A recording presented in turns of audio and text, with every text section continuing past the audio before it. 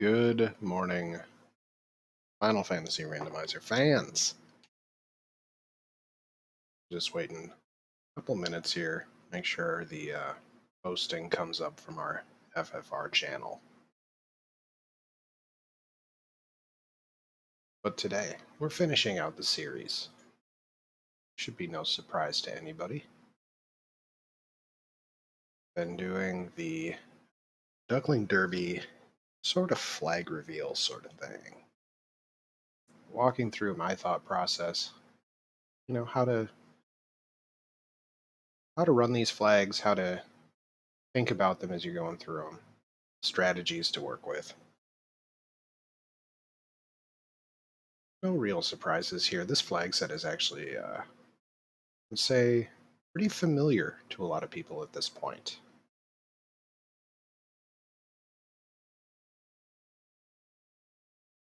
So we're going to do the week 4.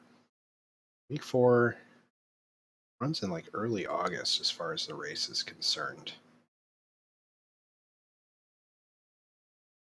Um, August 1st, in fact. So just a reminder, the first race is only 8 days away. Real, real scary there, right? It shouldn't be. It shouldn't be. Loose Canal for that first series. And practice seeds are up in the Seeds in Progress channel with my VODs. Definitely check those out if you haven't already. They are a good introduction, I would say, to what's going on here. That is only 8 days away. It's an exciting time, Ducks.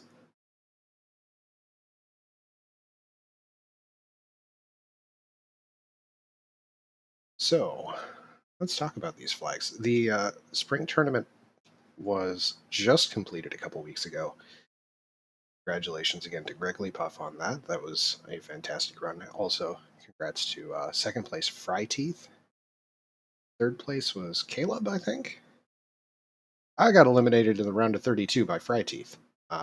He barnstormed straight over me. So, no surprise, right? But the pods as a set of flags were probably the ones that have stuck around the most. Um, the pods round, we had like 88 people in it for spring tournament. It's a good time. The modifications to make them harder in the Derby, I think it'll be interesting because it's gonna test you a little bit. So, what the heck are the pod flags? Well, we have a standard ending. No alt final fiends, no shard hunt, none of that. Our scaling is, I would say, pretty typical. The bosses have minimum 100% HP up to 150, but the stats on everything else is 50 to 200. So boss HP on average will actually be higher than 100%. The 50 to 200% stats averages out to 100%. It's kind of weird like that, but, you know, half versus 2 times, mash it together, you get 100%. 0.7 and 0.8 for the encounter rates. I would say that that's moderate. Um, During a lot of the Derby, those encounter rates were a little bit lower, or not the Derby, but during the boot camp, you'd see 0.6, 0.7 pretty frequently. 0.7, 0.8 is, I would say, very reasonable, very moderate. You're not going to feel overwhelmed by encounters most of the time. Sometimes you'll get a little bit streaky in the encounter table, but you know, that's how it is. Rando gonna rando. XP and gold boost 2.3 times plus 150. Very, I would say, standard again. Nothing surprising here. Plus 5% per key item. Again, kind of the standard. What do we got going on for the incentive locations and items? Well, Ice Cave Ordeals Marsh, and they are random placement within the dungeons. So no surprises here. I think we've been doing a little bit of that in the rest of the boot camp. Making sure you're checking all around, not just at a single location. Also in the list here, we have Sea Shrine and Sky Palace. Canaria locked. Also, again, all random.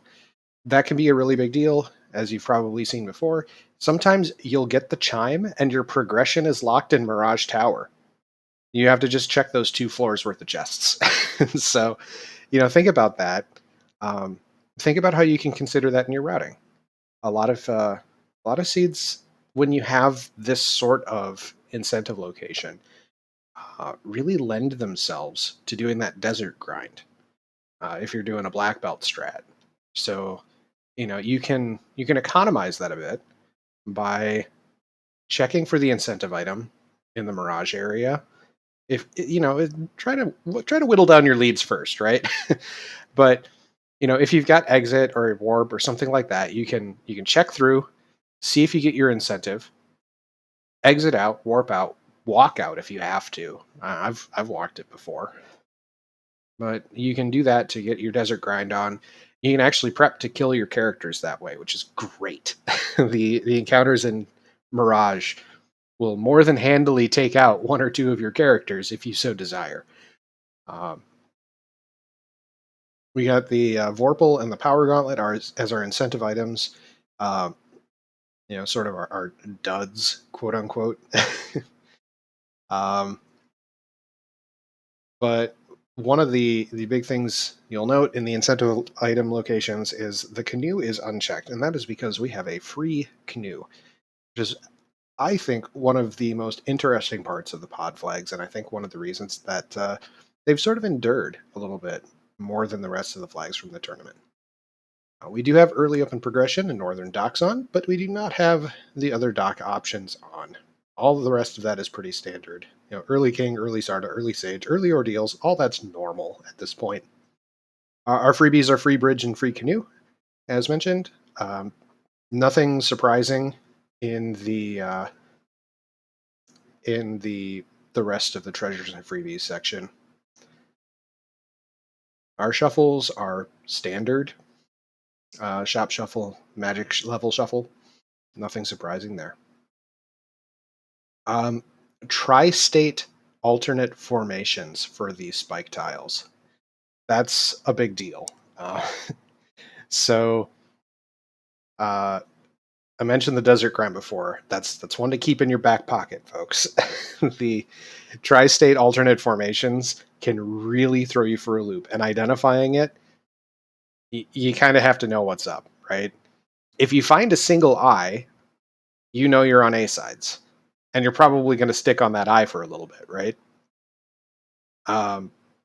If you see a Whizvamp vampire pack, you're on B sides, and you might be able to do some work with that. That's a good pack. If you've got Fire 3, if you've got Harm 4, if you've got Fade, Nuke, whatever, it's a good pack.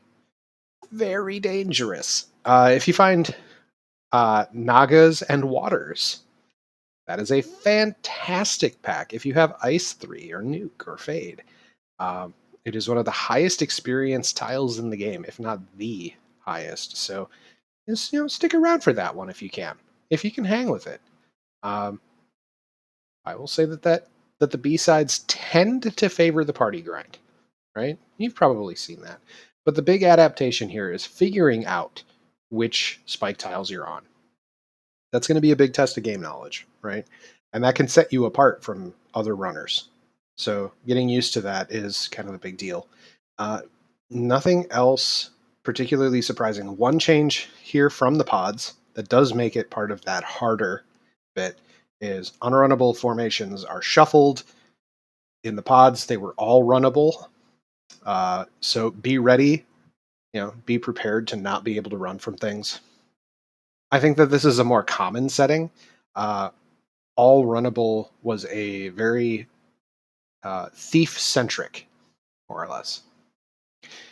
Metagloria asking about the 30-second A side versus B side. All right, so A side is the standard trap tiles, spike tiles that you would see in the vanilla game. So that's where you're going to see things like the single eye, the single agama, giants, like the regular things that you would see. It's just, you see them shuffled around like you would normally see in the randomizer, right? B-sides are alternate formations, and there's a lot of them. There's, I think, 112, 114, something like that. And those formations are very different. Some of them are very lucrative. So, for example, one of those alternate formations is referred to as the 3-eye grind. It is 2 to 3 eyes. That is a fantastic spike tile if you find it. But the thing is that those formations don't mix between the two uh, options there. So if you have B sides, if you see 3 eyes or 3 to 4 agamas or whiz ogres, I think if you just see whiz ogres at all, that's an indication that you're in B sides. You're going to be in those alternate formations, and those alternate formations tend to be uh, yeah, the B side tiles are going to be the same spike tile locations, right? Uh, Same shuffling rules as you would expect, but you're going to expect also to find very different encounters in those locations. Uh, so I had mentioned the Naga with waters pack as a very common like indicator. You don't see that in the A side formations. Uh, the Whiz Vamp Vampire. I believe there's a Zombie D Whiz Vamp tile in there. There's, I think, 3 to 4 Gas Ds. There's a lot of really. What you find a lot of in the B sides are groups of things that you would normally see singles of in the A sides.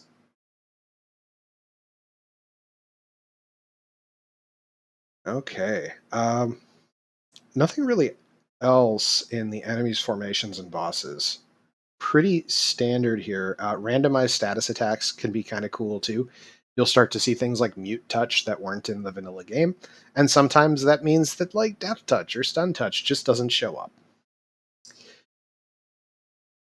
Party composition. So this is one of the other things that's a little bit changed. There are 2 forced, and they are slots 2 and 3. So see, I've got my game pulled up here. I haven't looked to see what I have in those slots. They cannot be nuns, so that's good. Um, but it's sort of a simulated draft thing. Everybody's allowed. Your 4th slot, you're allowed to put a nun, which you could 3-man strat this if that's a thing you're interested in doing. Class balance. We have 2 bonus, 1 malice. That's really the main thing. Exclude spellcasting bonuses. So that's a real big deal. So um, in prior iterations of these flags, in the actual pods, you could see black belts with white magic, and you'd be like, "Oh, hey, well, this seed is solved. I don't really need much beyond a black belt who has white magic. That's pretty awesome." Or you'd see a fighter with black magic, and you'd be like, "Oh, okay, I guess I'm bringing a fighter now." Um, or a red mage with the sage bonus, or a white mage with black magic, or so things like that, where it suddenly became very obvious what you were taking. Uh, Excluding those spellcasting bonuses, big deal. Again, versus the original spring tournament flags, I believe we did not have a malice in those, so that's kind of a thing. Um, Equipment blursings. -2 to +5 on weapons, -3 to +4 on armor. Pretty standard. Weapon elemental type damage bonus. So when you get things like your flame sword, your rune sword, your coral sword, they have +20 damage, which is good. It's very good. Nothing else really surprising here. All the standard uh, game adjustments, conveniences, bug fixes, etc. So get myself screen positioned back where I expect to be, which is the incentive locations and items. Even though I'm very familiar with the flag set, I always keep that up on my second monitor. So let's see what the seed has in store for us today. We have a forced fighter and a forced white mage. That fighter's not bad. -10 MDef is kind of a big deal, but at the same time, it's not. It's literally a difference of 3 and a third levels. So if you get 4 more levels on your fighter than before, you've got the same MDEF. It's kind of a whatever. Plus 30 HP, good for the early game. Not really a big deal for the late game. Plus 5 luck, that's a big deal. Our thief. So excludes spellcasting bonuses, does not exclude spellcasting malices. And this thief is now worthless. No promo spells means that you don't get your ninja stuff, which is not a good time.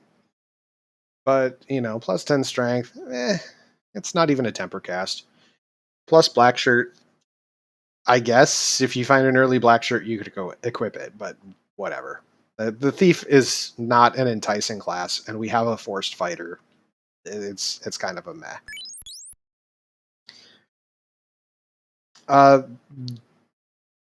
The black belt is worse at running than it already is, and that's it. So, yay, I guess.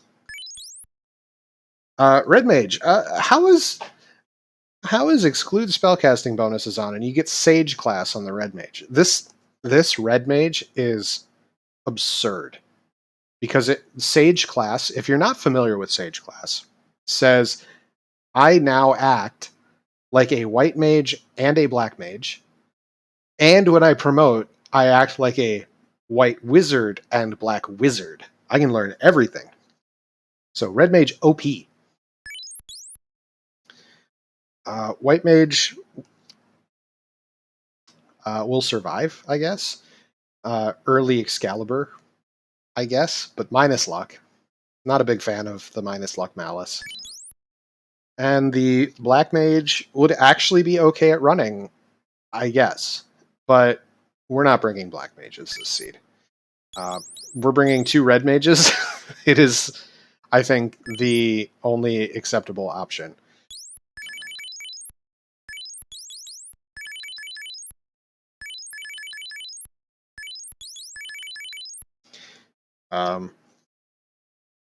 I kind of named them in the wrong order, but whatever.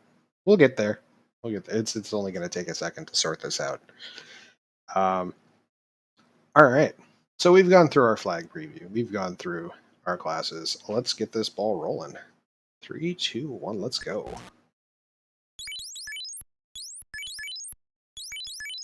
All right. Like I said, it'll only take a couple seconds to figure that out.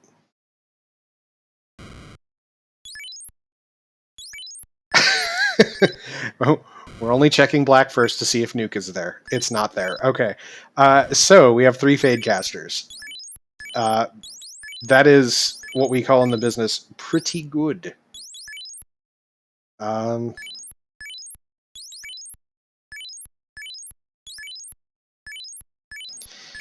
So Fog 2 is technically an option.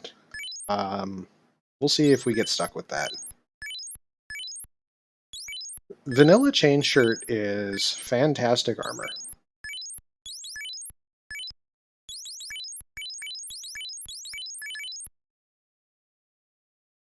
I probably should have waited to buy the ruse. Yep. Now, we're going to see if I walk out here and get wiped by imps. I think the odds of that are pretty low.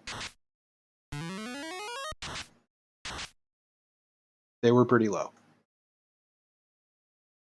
Because I did not have enough money to save at the end.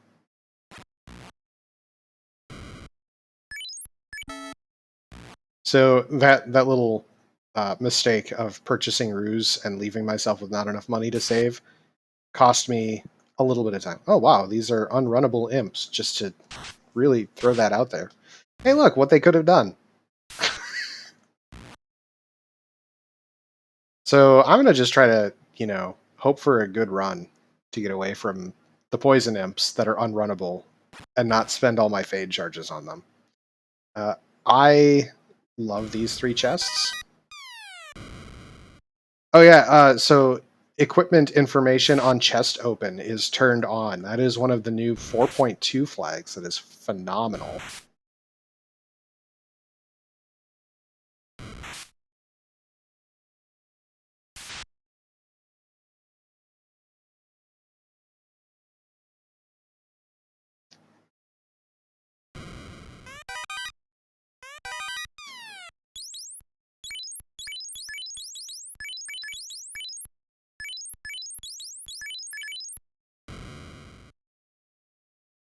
Early pro ring.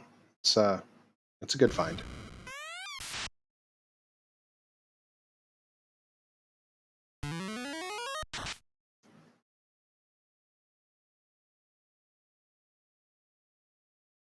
You can probably tell right out the gate that the experience scaling is having an impact already.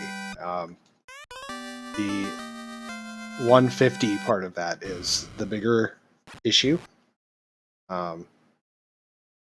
So if you're not familiar with how that exactly works, so you have the multiplier applied straight across, and you have a flat bonus assigned to every monster in the pack. Ribbo +2 and a floater. Okay, we jet seed. That's a money sword, if I ever saw one. So we're going to take the safe route down to the airship. And the safe route, first off, is buy whatever housing we have here. And the cube, because the cube is here.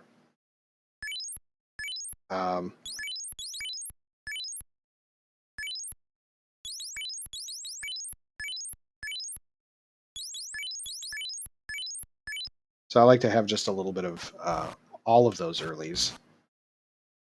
We're going to worry about the money sword when we get to Elfland, because we're going to go that direction.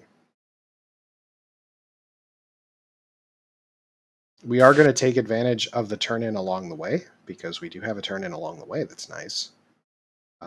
Because as I recall, we have the TNT. And we also have the key, so we get to check the entire armory.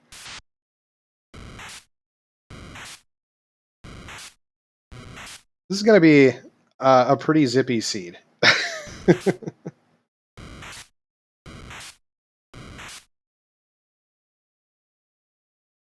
Fine.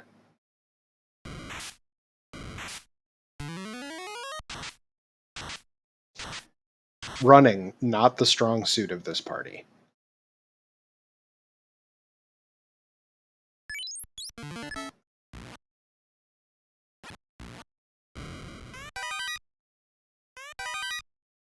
Well, there's a dragon +3.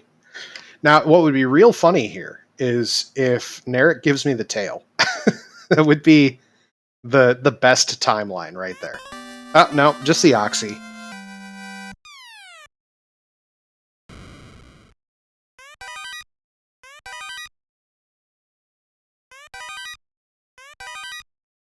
There's a temporary sword to use.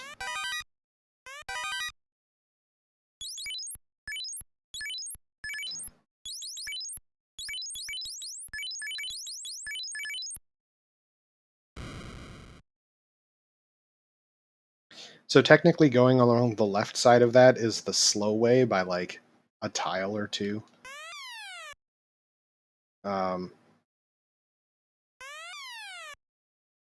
Goodbye, Hooray Dwarf. Oh hey, there were starting tents in this flag set. Hello, Bridge Boss.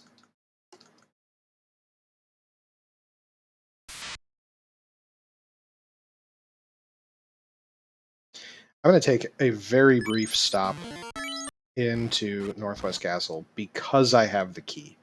And the main thing is I don't want to find out at a bad time what the spike tiles are, and this is a good time to find out what they are. It's also an excellent time to get a Thor hammer so that the fighter has something to do. I don't know what this is tile-wise, so we're just gonna skip out on that.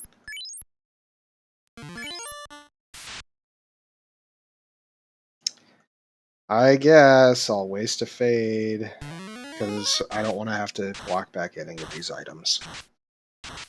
And the Thor hammer is a good enough find. I want to actually keep it.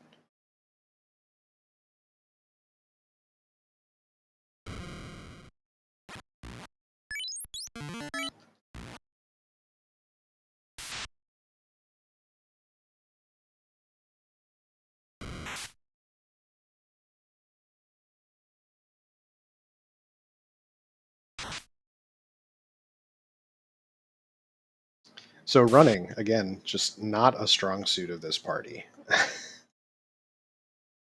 Except right there, because I said something, right?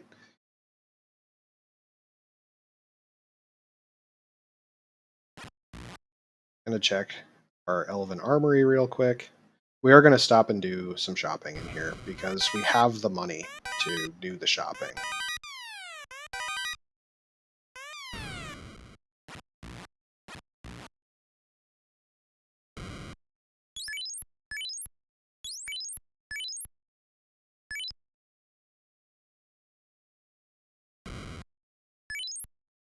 Yeah, that was not a bad armory.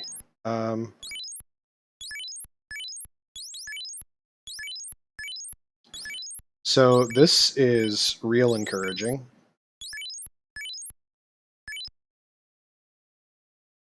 When I'm normally routing this town, this is my least favorite part of the town.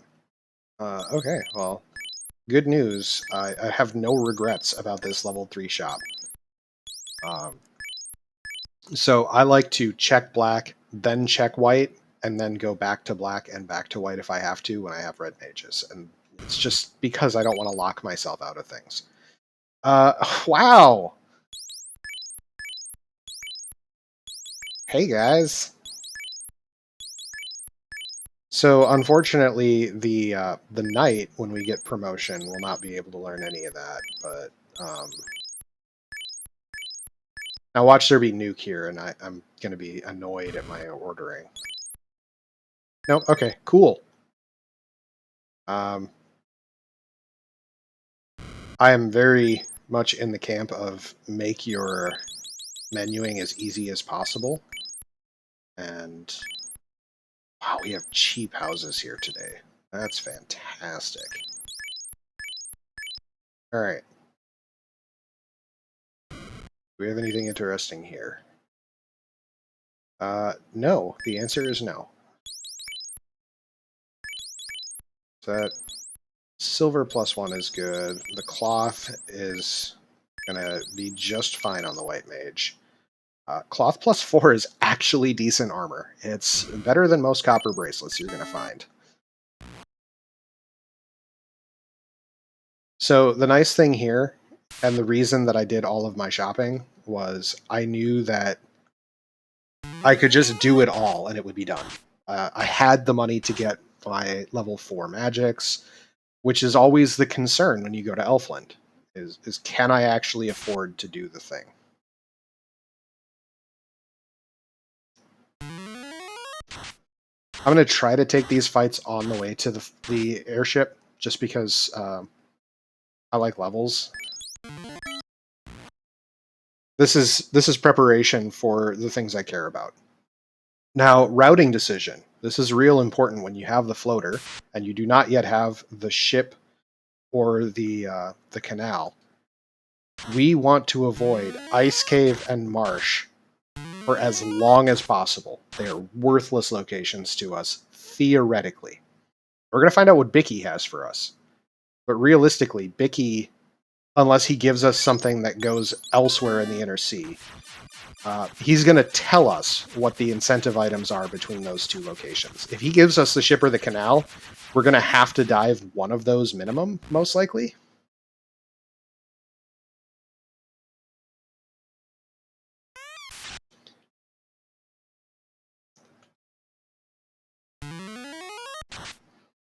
Nice turn order here. I'm used to having all 9 pirates hit me before that any of my AoEs go off. So, you know, that's encouraging.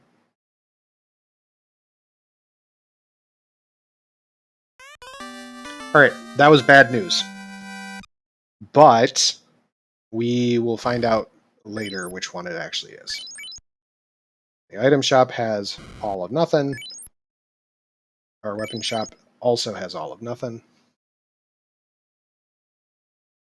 Yeah, you're not wrong, Metagloria. This is a very kind seed.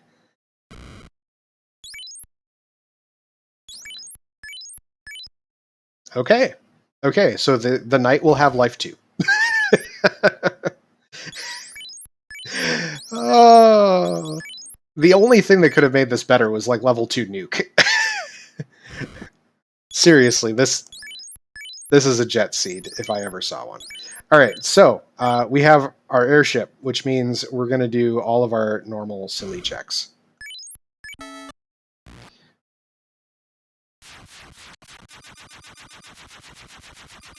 So our first silly check is to go over to Sarda.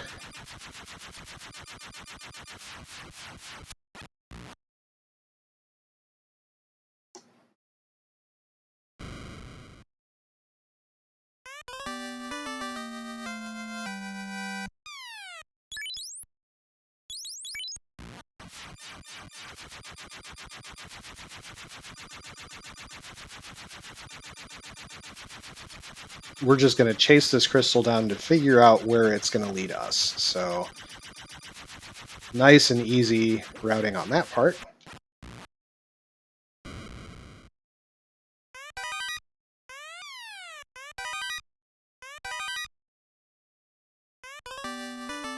Okay, so that's a dead end, but that's okay too. You know, we like having experience boosts from these extra key items. So I am going to quick do a check around Cardia, see if I can find something interesting in here.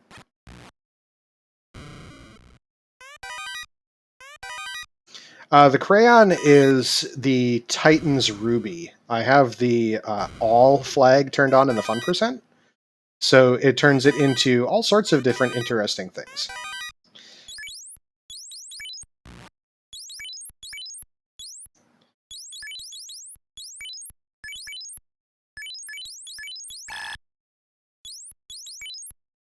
Oh, that's right, it's thief swords only. Okay.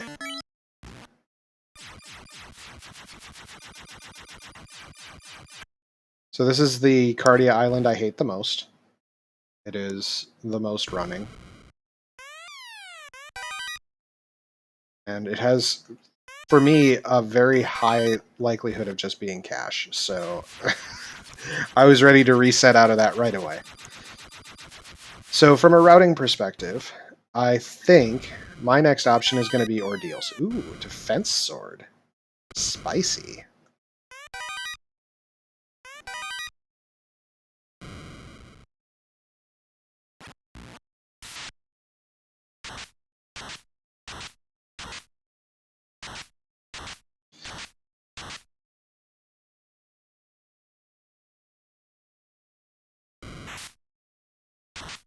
So I like this fight just because it's the extra experience. I know I'm going to be using a house before I go into Ordeals, because I need my warp charges back, but it's also a decent amount of experience. It's not great, but, you know, it's one of those every little bit helps because we kind of want to have those warp charges as much as we can. But yeah. So that cardia was not a fantastic cardia by any stretch, but, you know, we get by.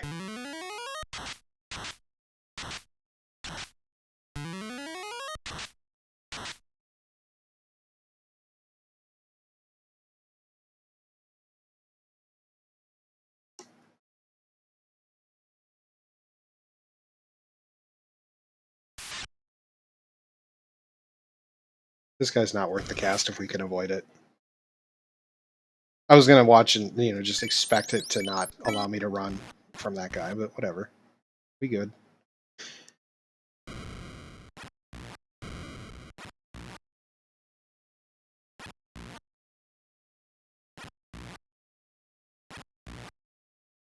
Okay, Pillar 2. We're on a random chest in Ordeals, which can encourage certain play behaviors. This is a B-side spike tile. 100%. It's just, you recognize a couple of the formations and you kind of know everything, right?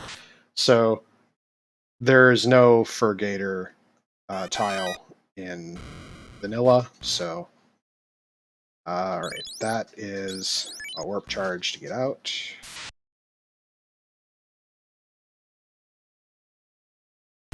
So I don't want to burn all my fades here, but Zombles are good experience, good money.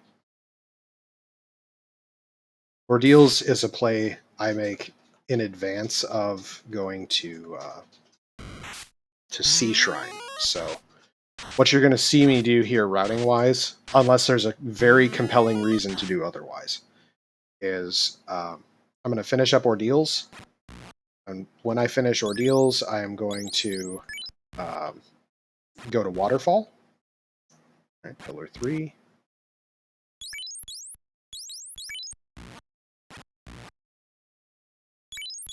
That was the right pillar before. So 2, 3, 1 on our pillars so far. And 1. Okay. I always have to say the pillars out loud or else I get confused. I don't really want this fight. This fight is lame.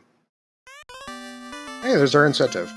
I do not have a compelling reason to go elsewhere right now, so I'm just going to continue with the plan. Ooh.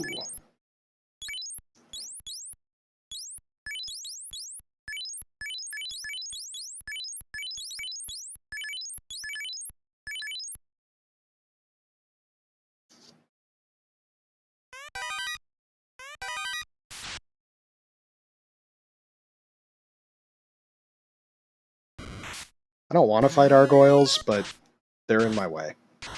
They're hard to run from, generally.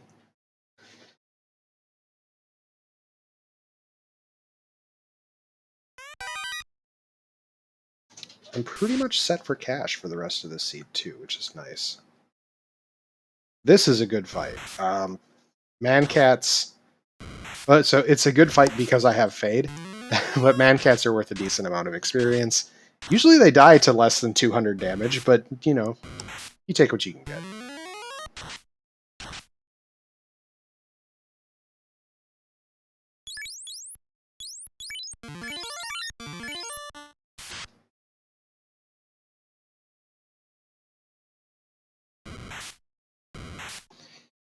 So because houses are so cheap, I'm happy to throw out Fades at garbage encounters. I know that it loses me some time versus running, but we've also seen how bad my party is at running.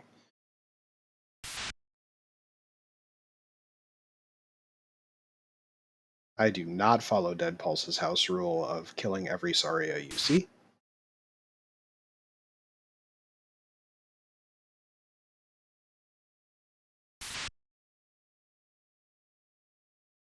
This is a trash encounter too.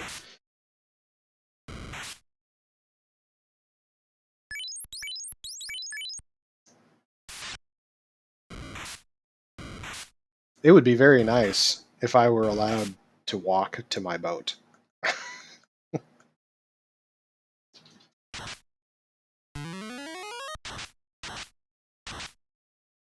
Oh, even the Catmen rolling up. That's strange. That's strange. So I didn't gain as many levels as I normally target in Ordeals, and that's fine. That's what Waterfall is for. So we know we already have the shop item. We do not have to check the desert vendor, which is a nice little bonus. We're like level 13-ish. And we're pretty much loaded for bear as far as stuff goes. We don't need to stop in Onrak before going up to Waterfall. I always like Waterfall first, just because it's short-ish.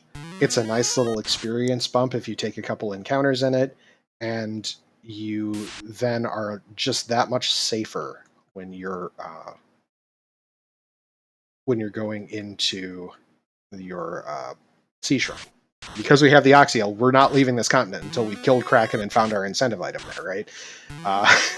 So, and we've got the key. We can't even get TFC locked. So, you know, it's win-win all around.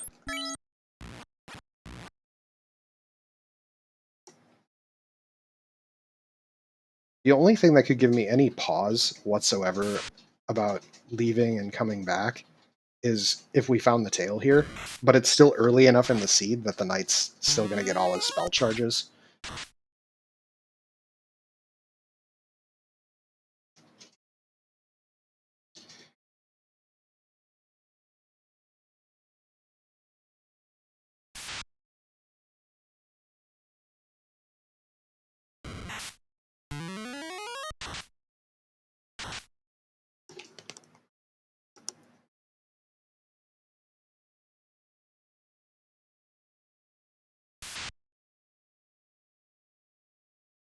A single nightmare is not really worth my time.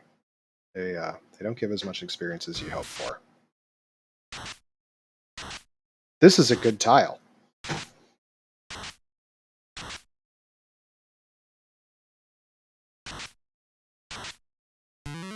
If all they're going to do is gaze, we're going to waste some fade charges here and get some experience. This is a very, very easy tile.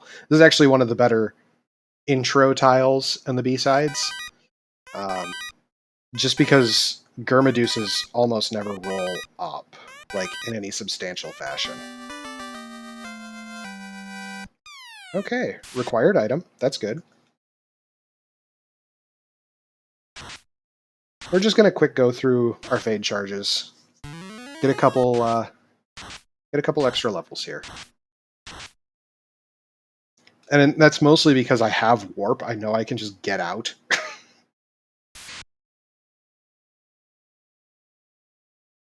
We're not even going to go through all of the fade charges. We're going to stop at like level 20 tops. Tops.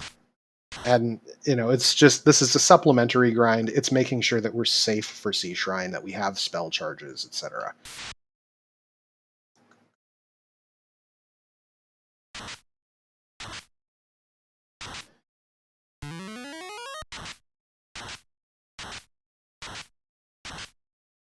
You'll note I'm not using the Thor Hammer here, and it's because I don't know if the Thor Hammer could kill these. So I would rather not sit through the full animation on every enemy to watch them not die to it. The fact that one lived through a fade is kind of amazing to me.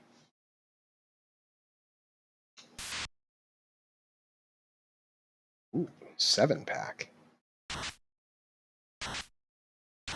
It's like a baker's half dozen or something.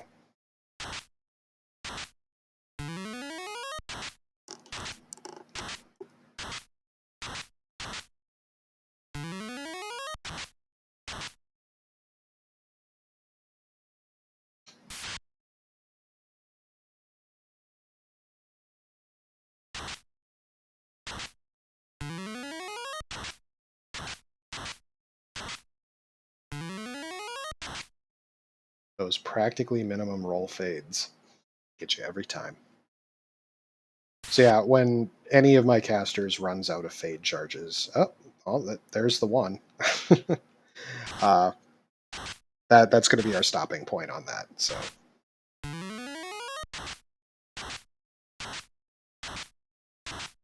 So this is good. This got me the safety levels I was looking for.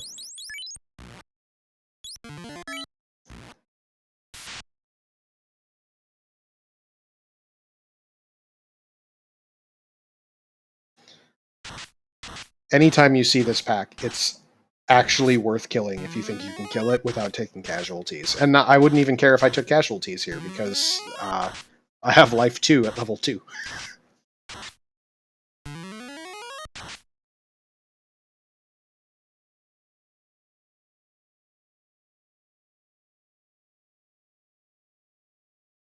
Normally, if I get an encounter that fast off of a tent, I will just soft reset. I'm going to check our item shop here. We do have houses. And we do have softs, so get my stock up, make sure that I never have to go item shopping for softs or pures again. We're going to check our magics here. It's informational as much as anything. Zap and Saber are not things I care about at this stage of the game. Well, I don't think I have charges of this yet, but no, I don't have charges yet. It's okay. We're going to use that eventually. We are going to eventually have the levels for it. Even running a fighter comp. So, routing choice when you have random incentive locations.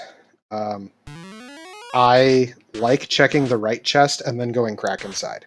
I've been burned by it being in the right chest, going all the way through crack inside, and then like, oh, I guess I didn't actually need to do that.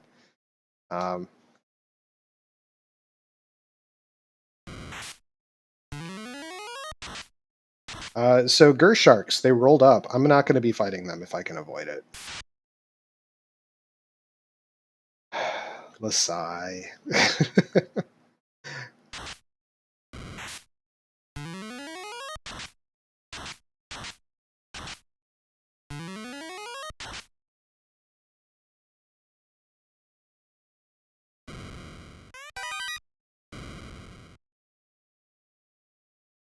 So you probably notice I'm hitting up Lightning 3 before using Fade charges on the red mages. There's no real surprise. The Fade charges are more useful.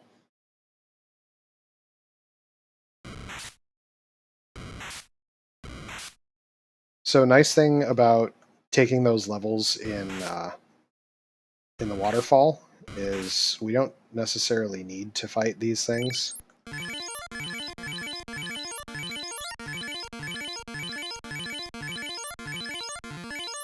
Now that said, they are kind of bodying us. I am going to fade here because this is a scary pack. This many lobsters can absolutely trash me. But you'll note that the Gurmadusa packs from that spike tile were worth more experience. So,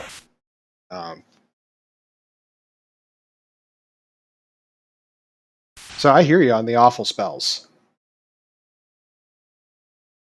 They do sometimes roll some awful spells, but you know what? They hit hard. Like if they just melee you, they can take you out. And to put that into perspective, oh hey, the soft purchases were justified. So to put that in perspective, I have had runs where I was playing a black belt. I got a grind in Sea Shrine, like the spike tile that made sense was here, and then I lost it to lobsters on the way to Kraken. So if you're not familiar, there's like 3 different spike tiles on this floor. Oh, there's our adamant. Okay, cool. So we don't have to do mermaid side, but that room that we just passed, the bottom right room, has a spike tile that is available that we skipped. It is to the right of the leftmost chest of that room. That spike tile is the same as the bottom right of this room that I'm headed to. So there's 2 spike tiles in this room. It's one is blocking each access point of this top right chest. That's not a bad tile. If you were playing a black belt, this is a B-side tile you might actually take. Now, they get stupid high absorb and stupid high evade, but fighters are worth a lot, and they have like no hit points.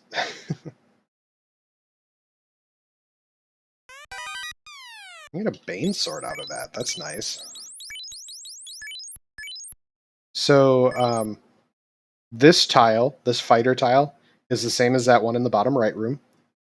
Up above the middle chest is a tile that is the same as this tile, which, no. We're just checking these because, you know, we want to see if we can grab a ribbon or a sword. You know, we need an endgame weapon still. And then this tile is the same as the one to the left of that chest on the top left chest room. So the room with the RN Kylos, yeah.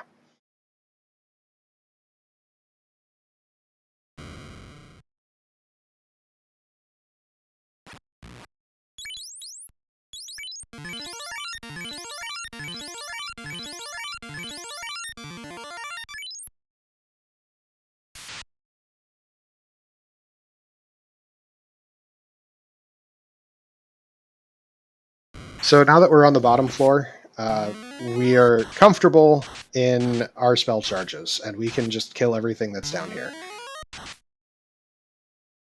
I like preserving early on, and then, you know, going for it when we're a little bit closer to the end, just because otherwise you can find yourself in some very uncomfortable fights against Kraken. I do have an Invis 2 charge. I saw that when I was using the heal 2s. The sages gain spell charges slower than the dedicated mages, which it's red mage scaling, so no surprise there. But it's a nice bonus to have that charge available. I don't know if I'm going to use it. All right, this is worth taking because big eyes are worth stupid good experience.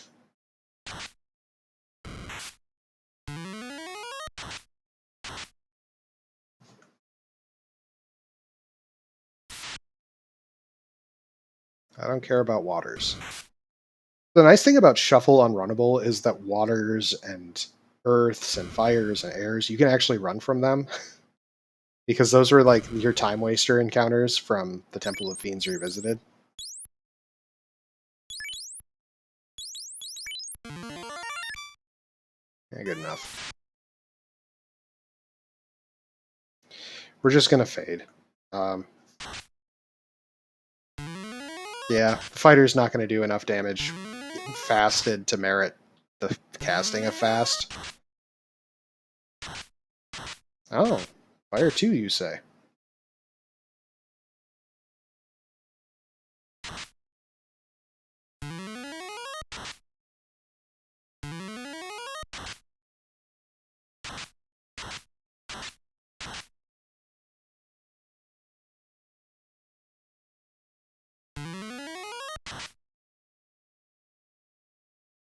That was a kind Kraken fight. Didn't even need those levels from the Gurmedusas.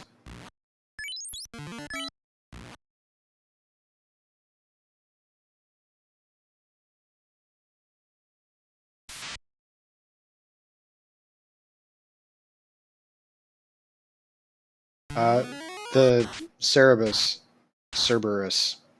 yeah, they're good experience for their hit points. They're not great, but they're good enough. All right, we've got an herb and an adamant to turn in, which is pretty good.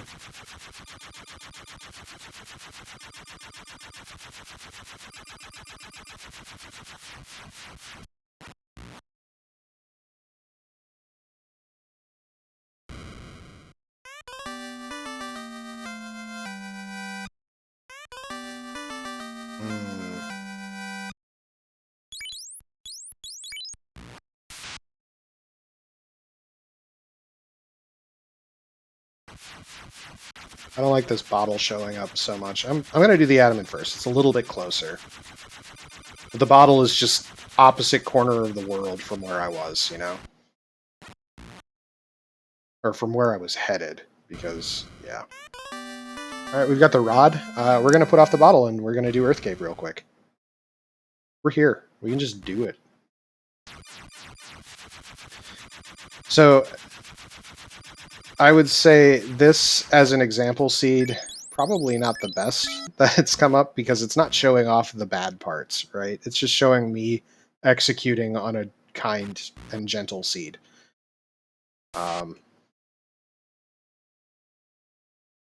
Yeah. There's no incentive here, so I'm not going to open any boxes here, except for there's a couple meme boxes that I have to open. It's practically a contractual requirement.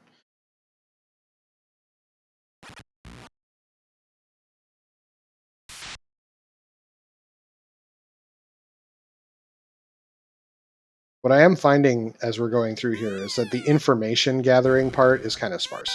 So that's the Asher trunk. It always pays out. In this case, it paid out 1,519 gold.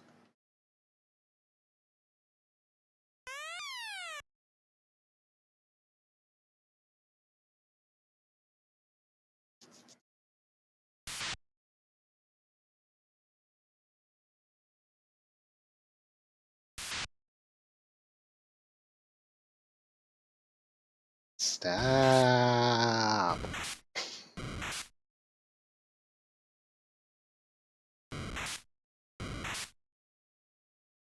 I'm like just barely at their morale threshold too. So, insult to injury on that front.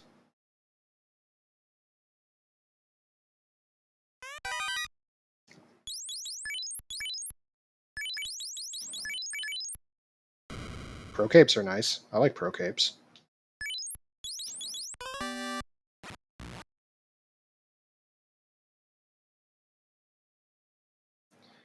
All right, so our things to chase down still. We are missing a chime for go mode.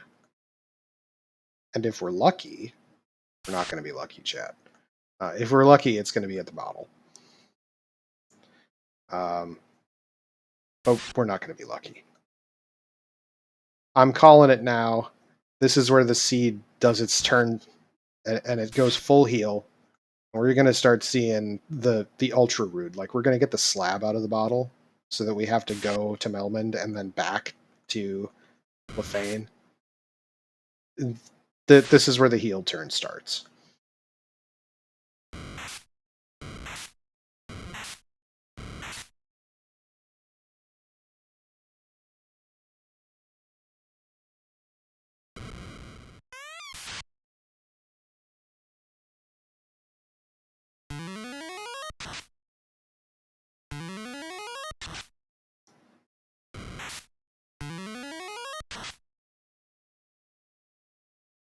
Nearly minimum fade roll to finish off the Lich.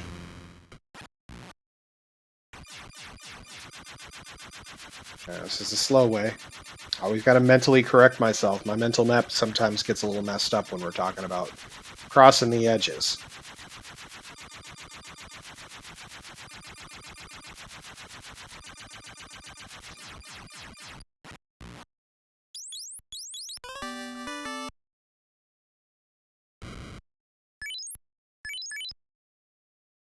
This is just for information. I still haven't stopped at Melmond. That was a mistake. I should have stopped at Melmond while I was up in that area. Hmm.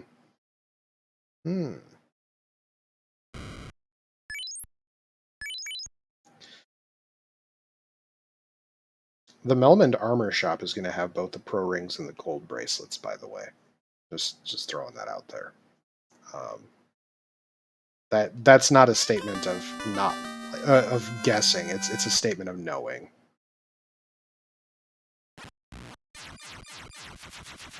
Tail, yes.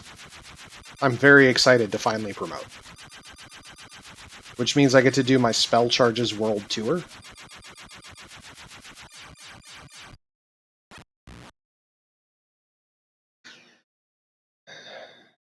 So tonight, only gain spell charges on odd levels, which kind of sucks. But you can still buy the spells as soon as you promote tonight.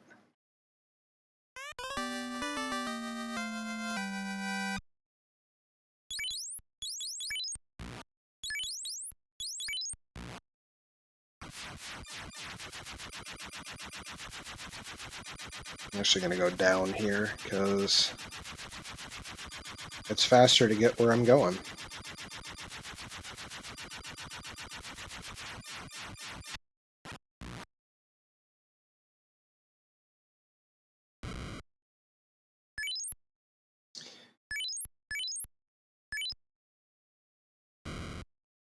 Just make sure I'm not stupid. Yep, okay, cool.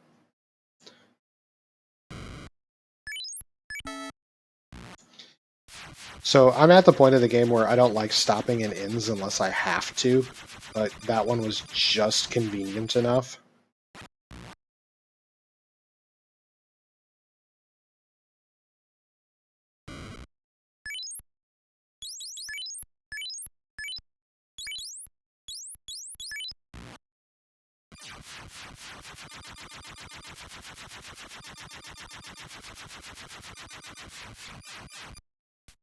This is slightly the wrong position.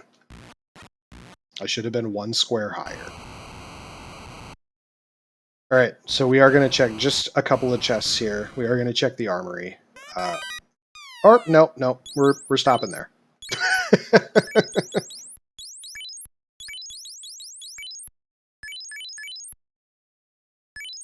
Actually...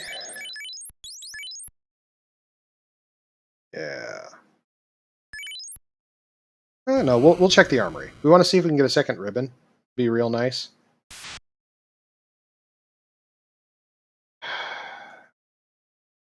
Shuffled that unrunnable status right back onto the fires.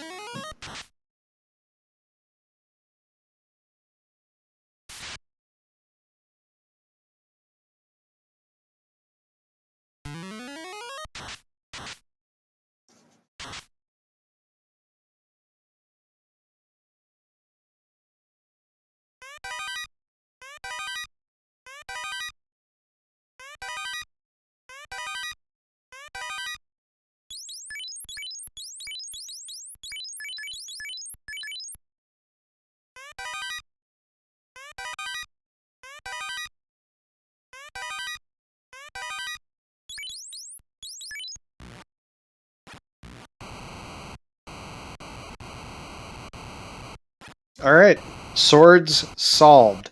Oh, hey, that's right. That's the other thing I need to do. Actually, the silver armor can go over here too.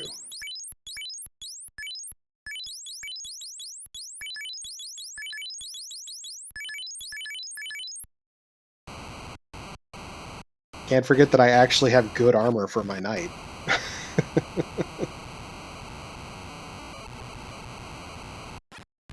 So yeah, call out that I didn't make before, but I should, is the flag that I have been slightly annoyed about this entire time through the boot camp is turned off, and that is the exclude Masa from Blursings. So the Masa has a unique interaction with bonuses in particular, and I'm going to be slightly distracted by the noise of the damage tiles here, so you know, don't don't hate me too much on that front. Um, so the Masa, when it is a bonus roll, when it's actually up, it oh hey, max gold chest. The Masa cannot get a bonus that increases its hit. So doesn't matter how, you know, it could be a +9 Masa. The hit is maxed out because weapons max out at the vanilla Masa level, and that's fine. You know, it's no big deal. But that is a thing that can confuse a lot of people early on. All right, well, worthless money is completely maxed out. That's cool.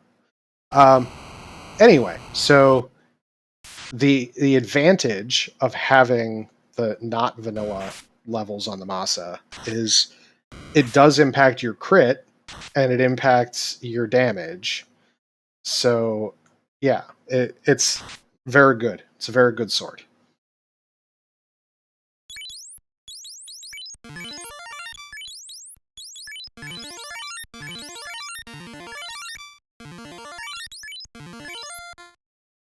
That looks like enough to deal with carry one.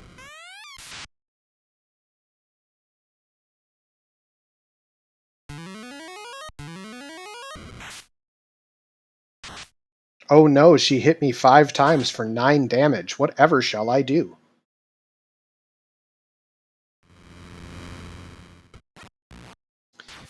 Alright, so this is the point where we have to make a decision, and the decision I'm making is this one. So one of the dungeons will be worthless. And sometime I'm going to get an intro into this dungeon that doesn't involve 4 steps to an encounter. So either marsh or ice is the ship. And whichever one it is, I reset out of.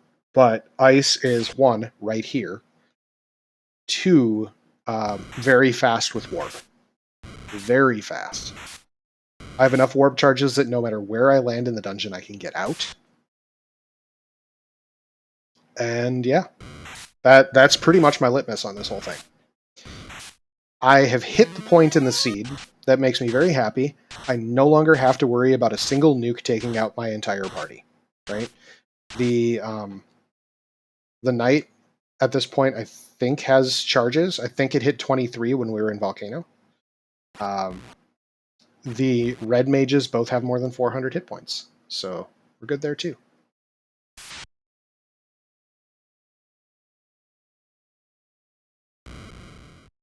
So we're going with the faster of the warp tricks.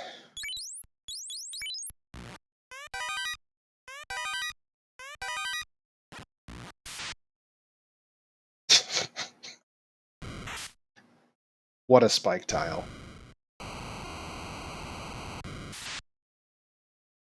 Oh man, that's actually a spike tile. This is another one where you throw your fade charges or your fire 3 charges at it until you run out, and then you warp or exit or whatever to get out of the dungeon. But that's a spike tile right there.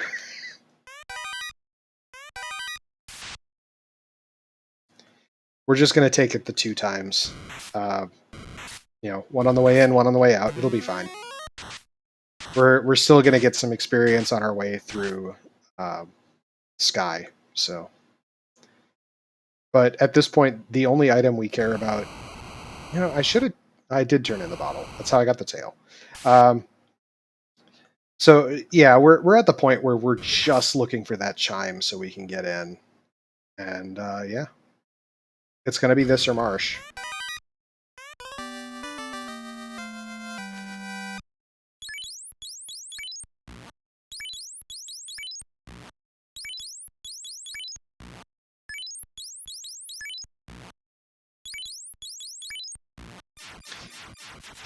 Let's sigh.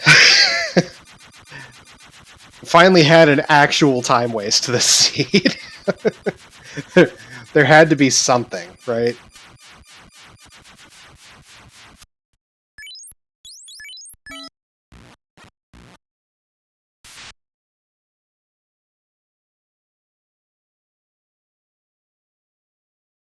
It's okay. Marsh is also very quick when you have all the resources that we have here.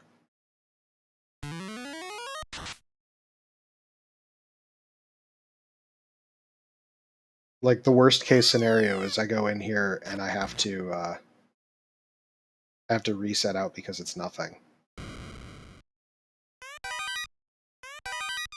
Or we're gonna warp because there's a ribbon. So we officially have hit the point where I can stop checking any and all chests because there's only two things that I could get at this point that I care about, and those are another ribbon and the Aegis shield. Nothing else matters. So, yeah, okay.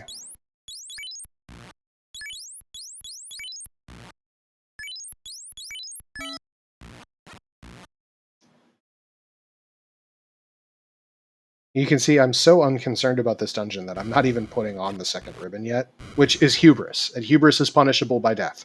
However, I don't care.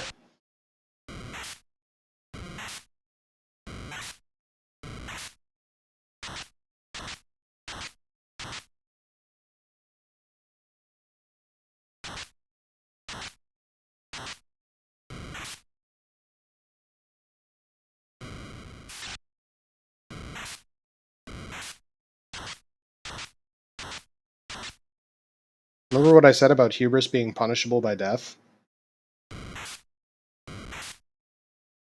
It's okay, I have a ribbon equipped anyway.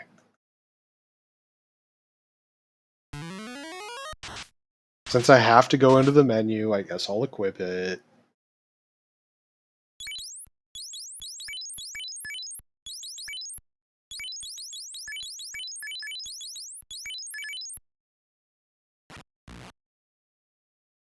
This is the wrong way, but I hit my controller, so we're going the wrong way.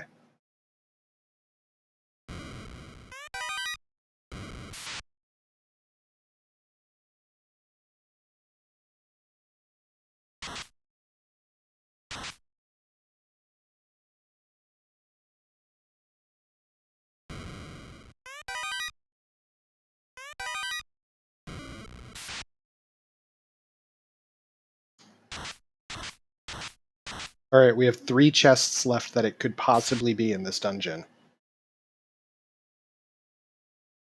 What are the odds? What are the odds, chat? Are we talking top right? It's 1 in 3 chance. I know. Those are the actual odds. Ooh.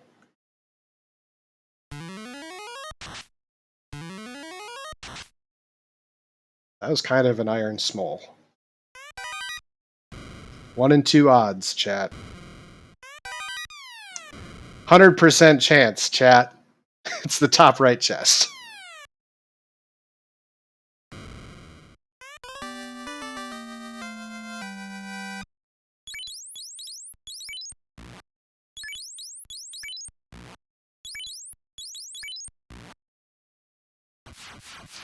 So this is really convenient. I have yet to go to Melmond at all. So now I have an excuse to do all my shopping there that I've been delaying.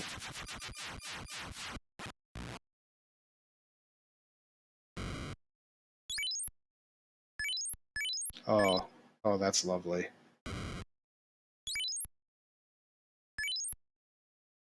Yeah. No. Not lit 2. Alright, so with temper, I am officially safe in this seed. Like, You know, I just realized a check I never made. Just realized a check I never made. So, it happens to experienced runners too. I never went to Crescent.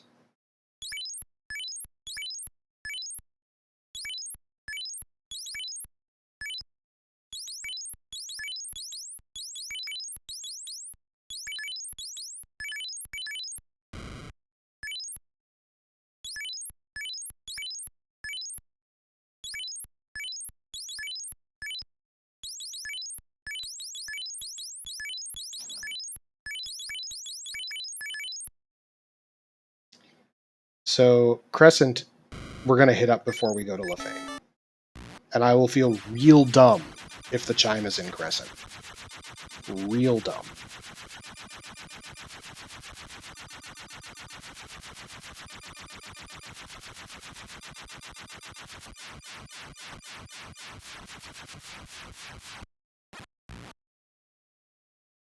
That actually means that the pro rings are here, because I missed them before.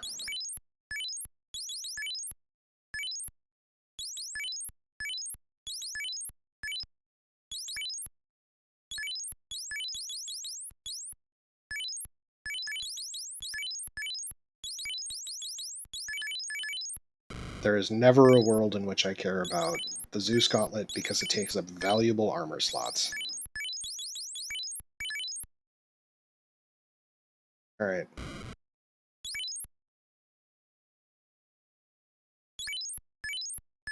I guess I have exit now on the White Mage. That's handy.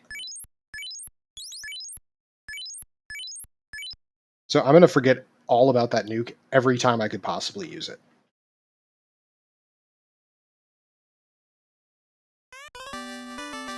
Son of a... Alright, we're in go mode. We don't need to do that slab nonsense. We just wasted, like, 10 minutes between 2 dungeons. And we're in go mode. And I'm crashing into mountains, because I'm tilted. So, yeah. There's your results of that that fabulousness.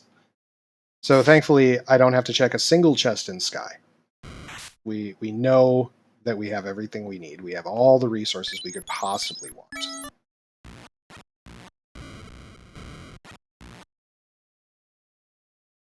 And also, this is our last fiend because I've been proximity clearing them as we go through.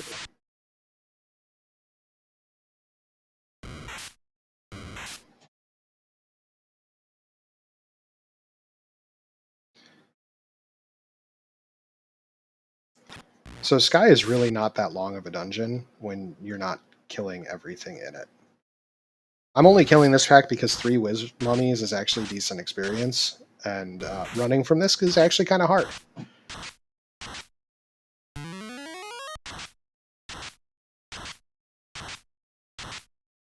Also, anytime you see 4 different enemy types in a pack, you should be a little concerned about what they could roll. I mean, we only saw slow out of that counted for anything, but you could very easily have some nastiness in that diverse a pack of monsters.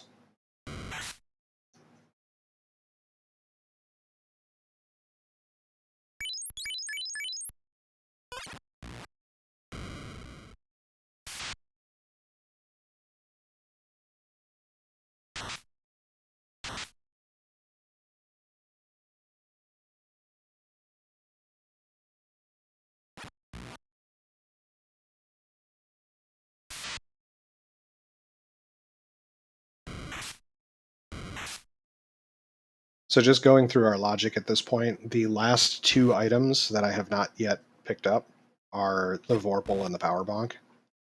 Because I got the Temper at level 5, I'm okay not picking up the Power Bonk.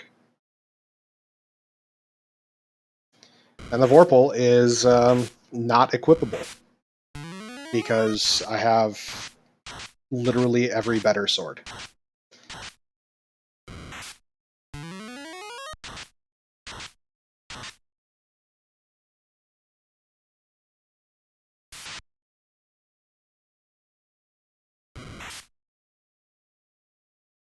The Thief Sword Malice on the Red Mage does prevent the Vorpal from being equipped on that last Red Mage. So we'll see.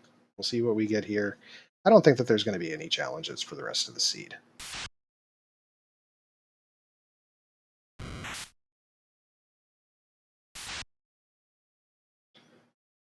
We're getting close to the end of the bridge, chat. Do we get our Robot Chicken Overlord? We get the Warmech. We get Fire Hydrants.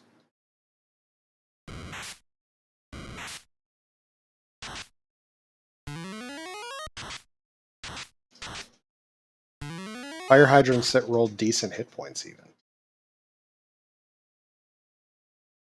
We do not get our Robot Chicken Overlord, and we are very deeply disappointed.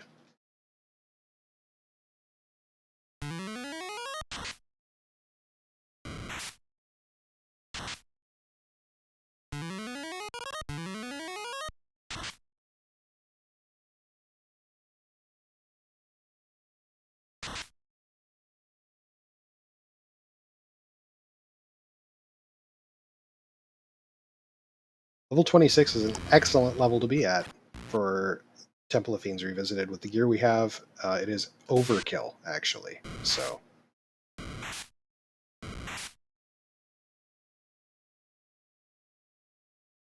only throwing fades here because it's better than dying. Oh wow. These things roll up too. They did. Ew. Ew. Whatever. We got away. It's fine. It's fine, chat.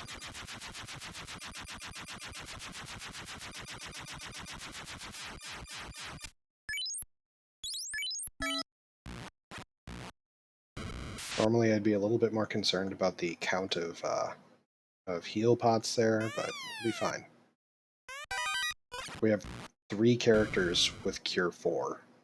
3 characters with Heal 3.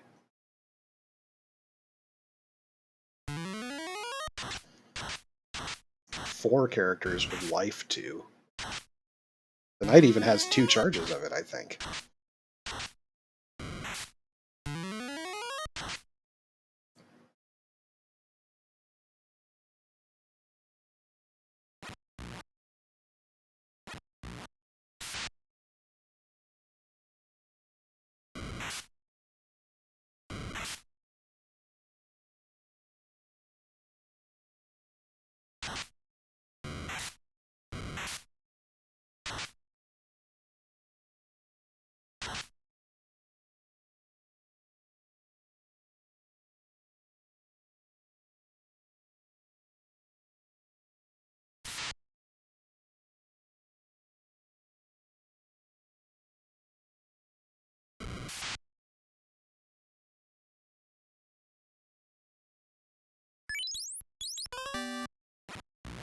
In a different time and place, that Manticore pack is actually a decent grind.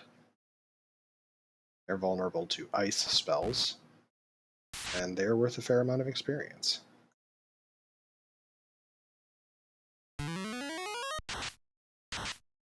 So I'm only bothering to kill the slimes because I know that they roll down-ish. The Fade is going to take care of them just fine. And it's just a little extra padding all around. Running from, what was that, a 7 or 8 pack? It's kind of a pain. So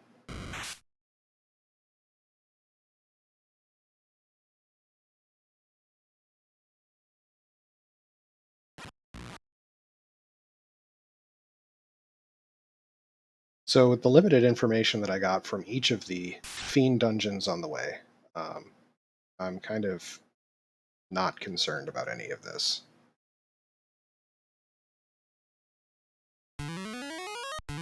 That was a total misclick on the heal too. I just totally brain dead selected it.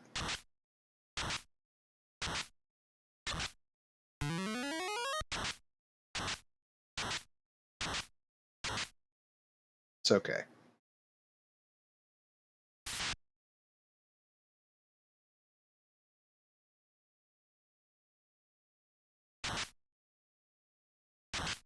Save our spell charges here.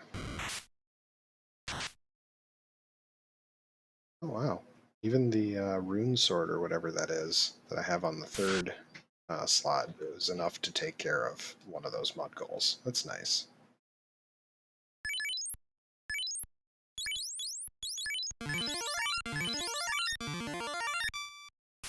That's good enough for a lich.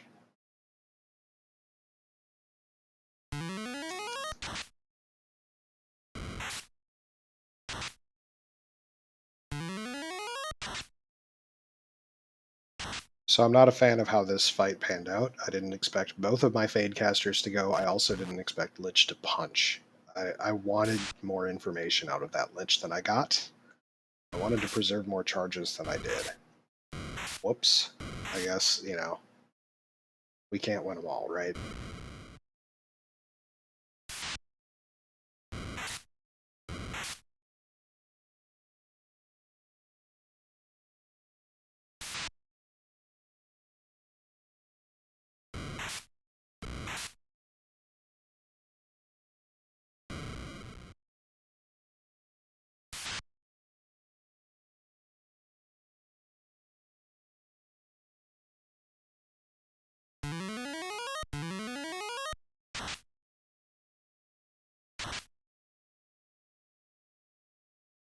That was a carry too, alright.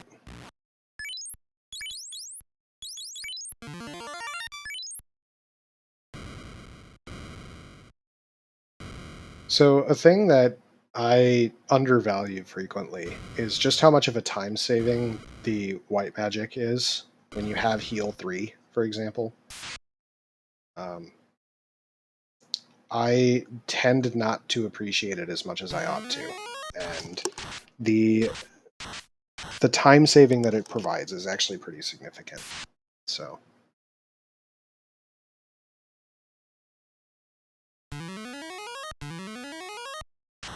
just safety strat the white wizard. Okay, well, we're going to be casting some spells here. Alright. So Cure 4 is going to take care of the stuns, because... Ah! Cure 4 is also going to be keeping the white wizard alive. Okay.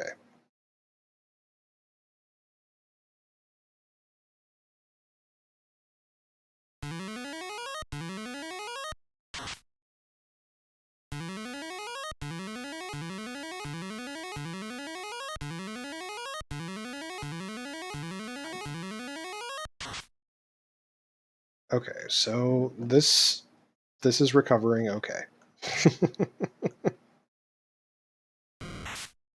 Ow. Okay, that was not as bad as it could have been. We're good.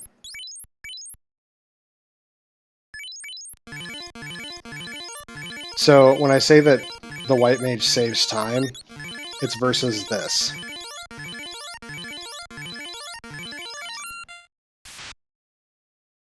That could have been 2 Cure 4s. I'm stingy. Like, that... I will readily admit that I am happy to waste time sometimes when I ought to waste literally anything else.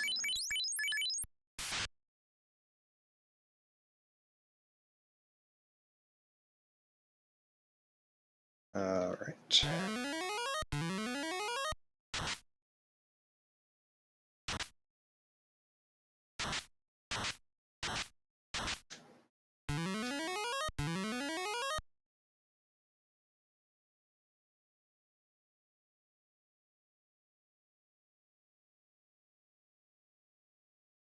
Need to rethink my strategy here.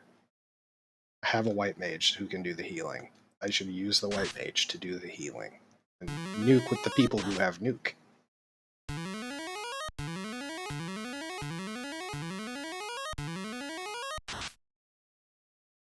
Okay.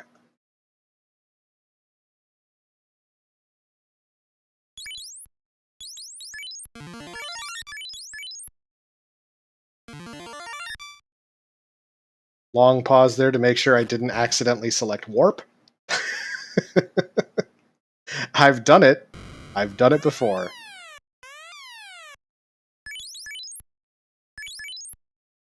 So we're going to take this nice and slow. Viz 2, Viz 2, defense, Viz 2. Ice 3 as an opener is kind of a whatever. Not very concerned about that.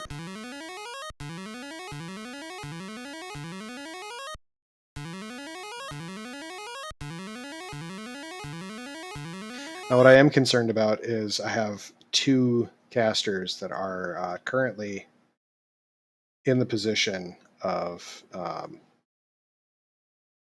potentially getting smashed. So we are going to throw two heal 3s out here.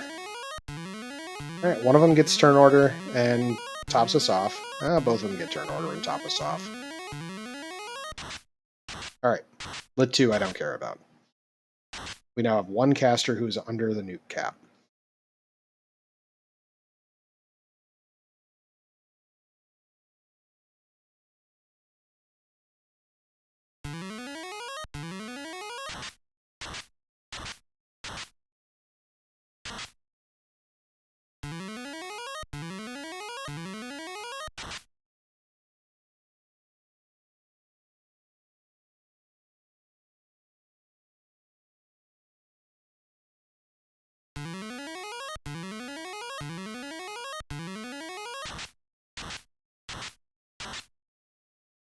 That could have been scary.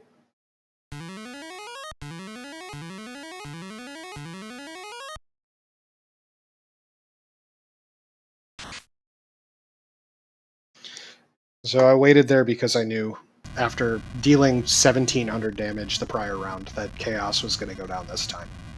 110.55. 110.55 is a good time in this flag set. If you watched the spring tournament at all, the pods flags tended to be between about 55 for a fast fighter seed to about an hour 30-ish. These being slightly harder flags, I would expect them to take a little bit longer than that. That said, I wasted roughly 10 minutes on ice and marsh because I forgot about a location. Why did I forget a location? Because early floater. Early floater is super kind and super rude at the same time, and it is extremely easy to forget locations when you have an early floater. As you can see, it still gets me from time to time, right? And I've been playing the rando for like 6 months or so. Actually closer to 8. I started in November. So even with all this time, even with all the early floater seeds that I've had, I still get confused and I still miss locations from time to time.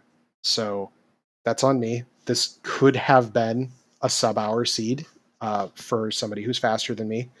I am, again, I've said it before, I'll say it again. I'm a relatively average experienced runner. I perform very consistently. This is actually slower than I should have done for this run, and part of that is just missing that check, right? So lessons out of this. Sage class, good. Sage class, very good. Understand your canoe routing. Understand how that impacts your decisions to go around the continent. So the inner sea is a wonderful place where you can get all sorts of great items early on, or you can get absolute trash and get dumpstered, right? So the early canoe, what it does that makes this such a strange flag set is you can have progression locked in ice. I think I can stop there, right? Like you can have your exit to the inner seas just stuck in ice, and you have to go do ice. And you could be doing ice at like level 10 or 5 or whatever. Get some levels before you go to ice. I'm just going to throw that out there. Make sure you have spell charges. It's gross. That dungeon sucks. Sometimes you get seeds like this, and it's just What is my most efficient routing to get to the places I need to go? Um, yeah. Now, if I had been smarter, I would have stopped in Crescent before I went to Provoca, and all of the heartbreak would have been solved. Just gonna throw that out there. So, keep that in mind. Just, check your locations. Make sure that you're keeping on track. Early floater, again, it's kind of it's so good and it's so rude at the same time. Um, don't expect early floater.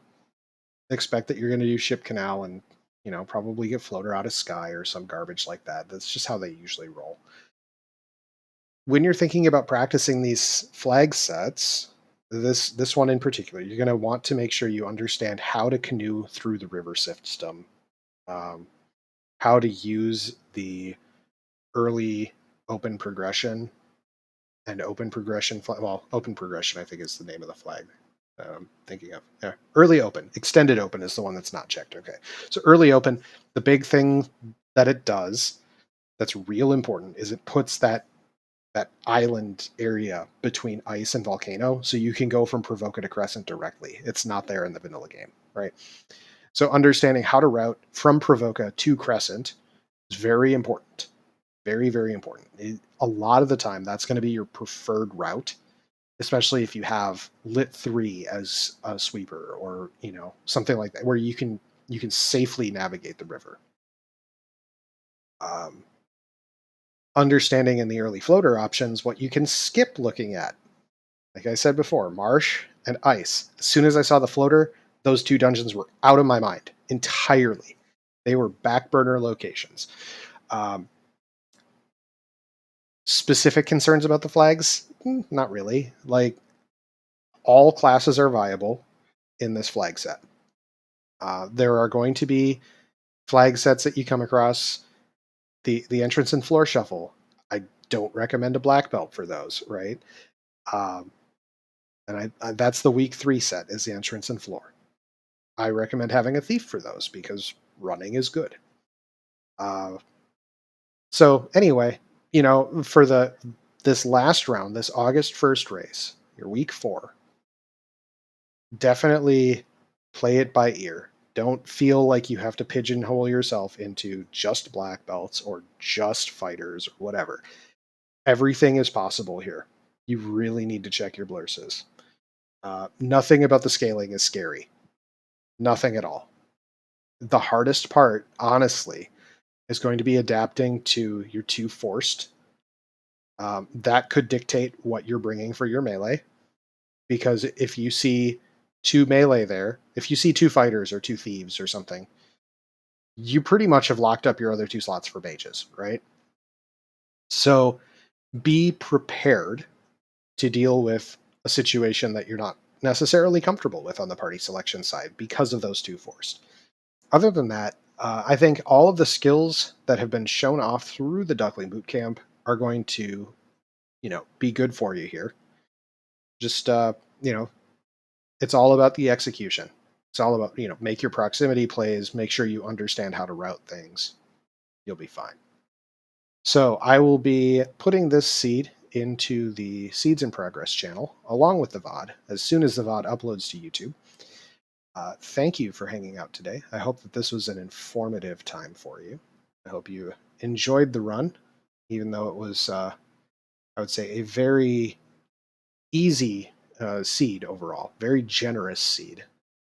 But yeah, with that, have a wonderful day, a wonderful weekend. Happy 4th of July. Happy belated Canada Day. See y'all on the flip side.